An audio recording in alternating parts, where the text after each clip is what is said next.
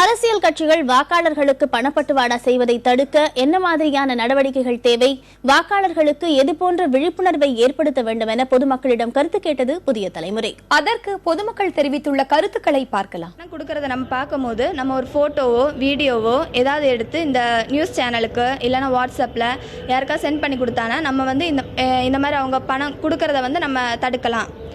அதுக்கப்புறம் இந்த short film குறும்படம் வந்து நம்ம எடுத்து மக்களுக்கு எவ்வளோ நம்ம இது கொடுக்குறோமோ அதனால மக்கள் இந்த மாதிரி பணம் கொடுக்கறத வந்து நம்ம தடுக்க முடியும். அவங்க தேர்தலில் செலவழிக்கிற கணக்கு வழக்கங்கள்லாம் இவ்வளோ தான் ஒரு குறிப்பிட்ட தொகைங்கிறது வந்து தேர்தல் ஆணையம் ஒரு முடிவு பண்ணி அவங்களுக்கு சொல்லலாம். அப்புறம் விழிப்புணர்வு பற்றினா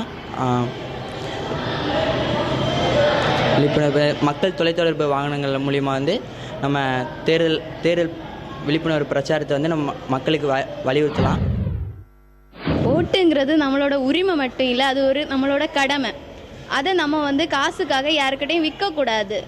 இதை வந்து அரசாங்கம் நல்லா தெரிஞ்சுக்கணும். அதுக்காக வந்து புதிய ஒரு அமைப்பை ஏற்படுத்தி அதன் மூலம் மக்களுக்கு சிறந்த விழிப்புணர்வுகளை கொடுக்கணும்.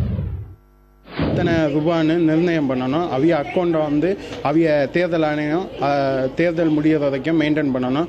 பின்ன வந்து மக்கள் விழிப்புணர்வு வரணும்னா ஃபேஸ்புக்கு இந்த மாதிரி உள்ளதில் விழிப்புணர்வாக கொண்டு வரணும். மீடியா மூலமாக எல்லாம் விழிப்புணர்வு கொண்டு வரணும். அதிகாரிகளோட எண்ணிக்கை அதிகரிக்கிறது மூலமாக நம்ம வந்து பண பட்டுவாடா செய்யதை தடுக்கலாம்.